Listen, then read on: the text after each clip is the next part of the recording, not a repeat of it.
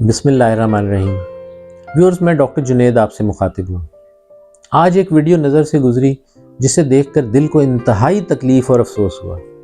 اس video کے اندر ایک صاحب جن کا میں ایون نام لینا بھی مناسب نہیں سمجھتا، انہوں نے ہمارے میڈیکل ریپریزنٹیٹیوز کو طوائفوں کے ساتھ تشبیہ دی اور فارماسیوٹیکل کمپنیز کے بارے میں ہرزہ سرائی کرتے ہوئے فرمانے لگے کہ فارماسیوٹیکل کمپنیز میڈیکل ریپریزنٹیٹیوز کو ٹیشو پیپر کی طرح استعمال کر کے پھینک دیتی ہیں۔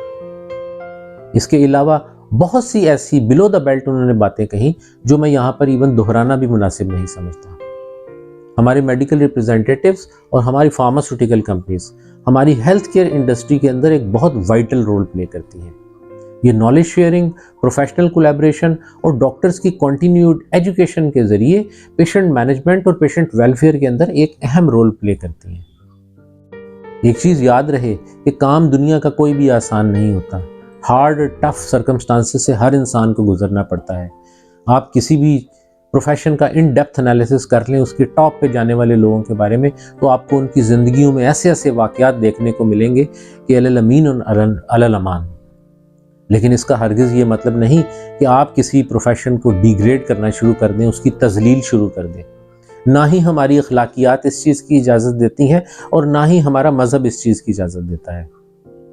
اگر ہم فارماسیوٹیکل کمپنیز کی بات کریں تو میں بذات خود بے شمار ایسے میڈیکل ریپریزنٹیٹیوز کو جانتا ہوں جنہوں نے 25 سال فارماسیوٹیکل کمپنیز کے اندر کام کیا، اور جب وہ فیلڈ ورک کے قابل نہ رہے تو کمپنیز نے ان کو آفس جاب کے لیے رکھ لیا۔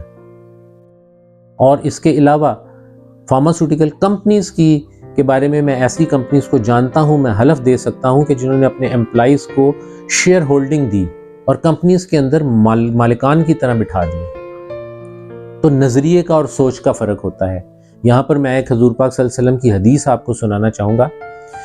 میں شاید ایگزیکٹ حدیث تو نہ آپ کو سنا سکوں، لیکن مفہوم آپ کو سمجھا دیتا ہوں کہ ایک بار حضور پاک صلی اللہ علیہ وسلم تشریف فرما تھے تو ایک صحابی آئے۔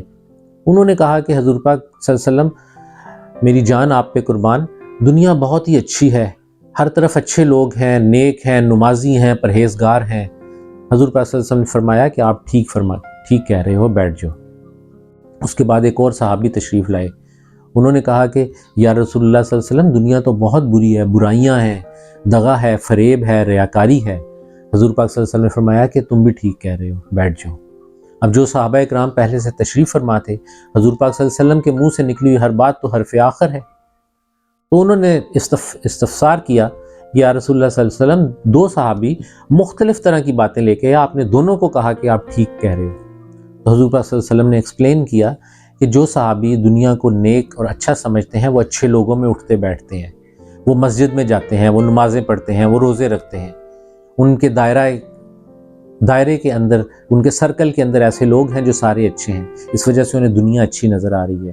اور دوسرے صاحب جن کا دائرہ کار اچھے لوگوں کے اندر اٹھنا بیٹھنا نہیں ہے، وہ شراب کی محفلوں میں جاتے ہیں، وہ طوائفوں کے کوٹھوں پہ جاتے ہیں، تو اس وجہ سے ان کو دنیا بری لگ رہی ہے۔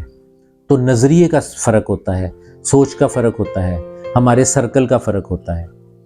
فارماسیوٹیکل کمپنیز یا کوئی بھی پروفیشن برا نہیں ہے۔ ہم فارماسیوٹیکل کمپنیز اور اپنے میڈیکل ریپریزنٹیٹیوز کے ساتھ سٹینڈ کرتے ہیں، اور میں اپنے پلیٹ فارم سے ان صاحب سے یہ درخواست کرتا ہوں کہ ایسی بات کہنے کے اوپر میڈیکل ریپریزنٹیٹیو اور فارماسیوٹیکل کمپنی سے معافی مانگیں۔ We love you pharmaceutical companies and we love you medical representatives. اللہ نے کے پاس